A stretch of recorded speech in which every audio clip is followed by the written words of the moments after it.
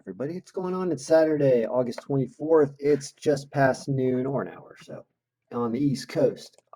There are baseball games today, and there's a football game today. We're going to talk about the college football file, and it's whatever. Things are always almost ready. It's ready enough to talk about, and then we're going to do some more work on it. But let's go over the baseball games super fast. I haven't paid any attention. I'm not going to be doing anything on this today. But for those of you who care, all I can tell you is that Minnesota's annoying me because they've been dropping big games lately, and Detroit's actually been playing better. So I hate that the algorithm is doing this. Why? Why? Why? Tell me why. Because Detroit historically is so awful. They're plus 285. How can you say no to a team that's supposed to go? They have a guy who's got an ERA almost at a baker's dozen or a regular dozen.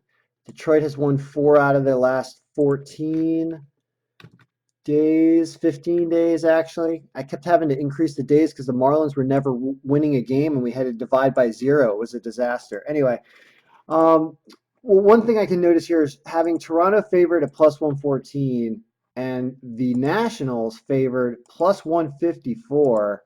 Nationals are playing good ball. Let's see what's going on in that game real fast. Washington and Cubs right there at the top. That's the early one. This is the only game where the lineups are actually in yet, so pay attention to this one the most. It says 8-6 Washington.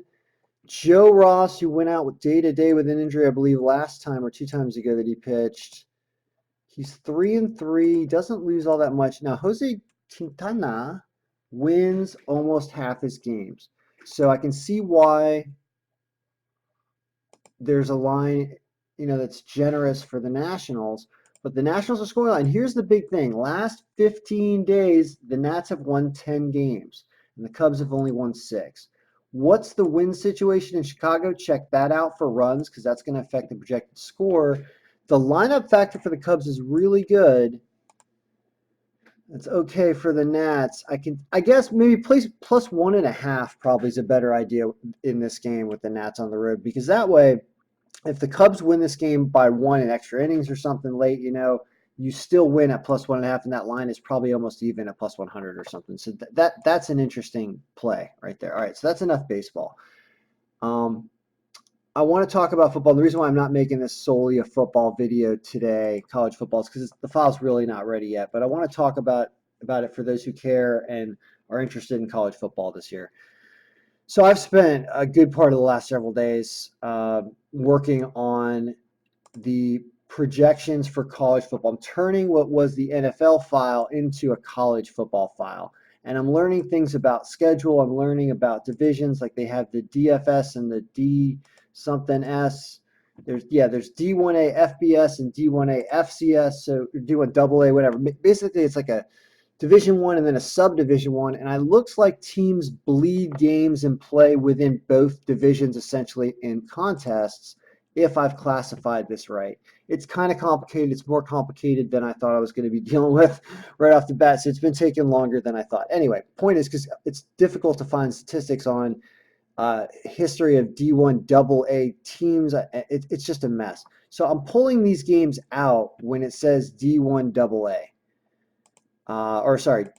When it says D1 AA, an FCS team, which in this case is Alabama State, I believe, I'm pulling these games out and I'm not projecting them in our file here to determine who wins. So let's keep that in mind right now for people who care about that. Secondly, player stats. I've got player stats. It's interesting to look at them. However, they're all from last year right now because there haven't been any games yet. So I thought about projecting today's game between Florida and Miami, alma mater. Both my parents went to the University of Miami at some point in their lives, Miami, Florida. And it's funny to see them playing. So they're initiating the first prediction of this file. Now, so this game's going on right now. We're working on this, but this is all based on last year's player stats and also last year's team stats because there haven't been any games yet. So why even project week 1 because we don't even know who's playing yet, and I'm not compiling the right players. This is all from 2018.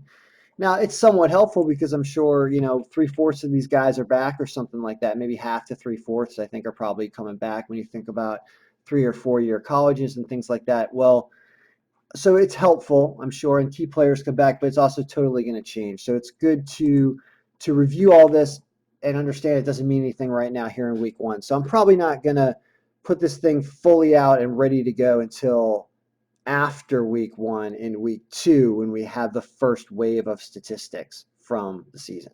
So keep that in mind. So there's really only, I'd say, more than a week or so away from having something you would ever want to start using here anyway. Now, based on last year's stats in today's game, because let's just talk about it to talk about how we can go over games in the future. So I've highlighted a couple teams in the slicer. It's Florida and Miami, and based on last year, Florida does have a stronger C-score, and I haven't done anything with these C-scores yet, so this is also just, like what am I talking about QB-wise, for example? Miami's QB is, depending on who's playing, I don't know if these guys are playing anymore. This is who they had last year.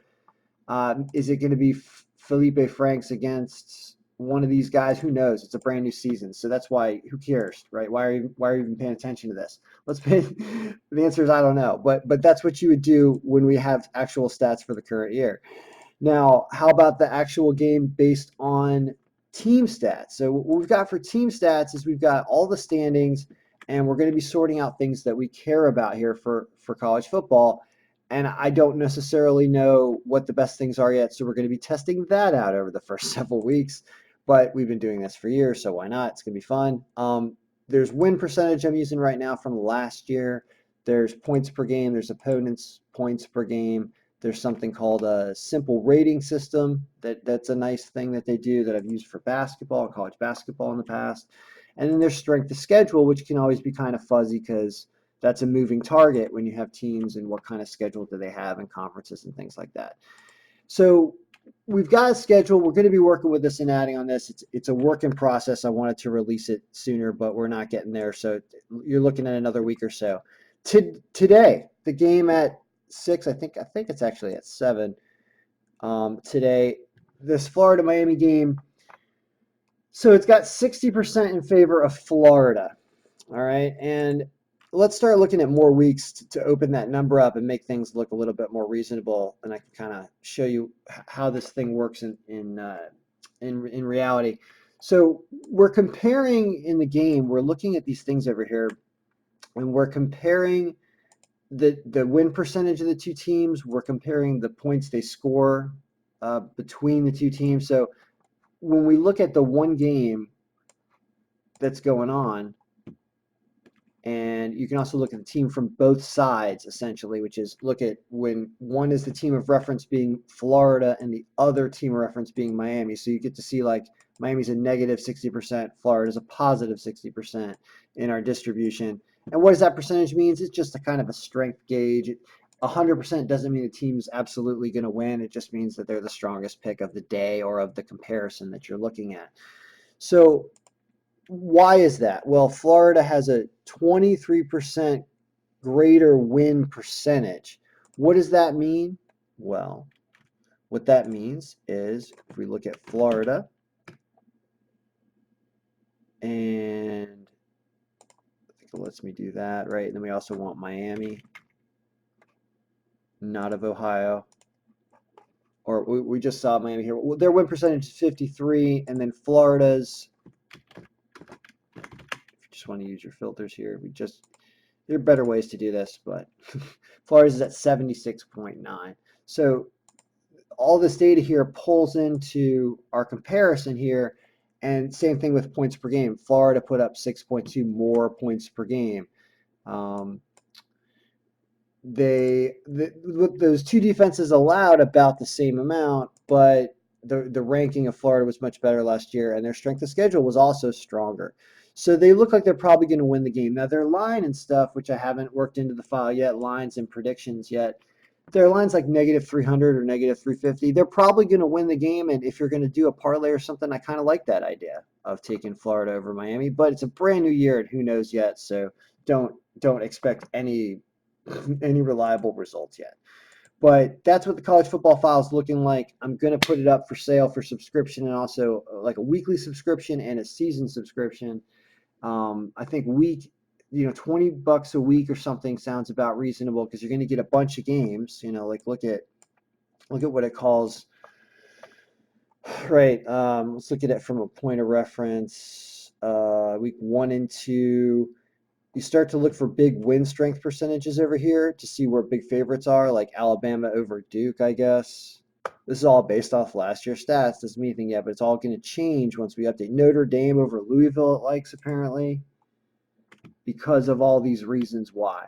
And you also have the ability of changing your distributions here. If, say, I don't care about point allowed as much, I do care about the rating. I don't care about the strength of schedule. And I do care about points per game a lot.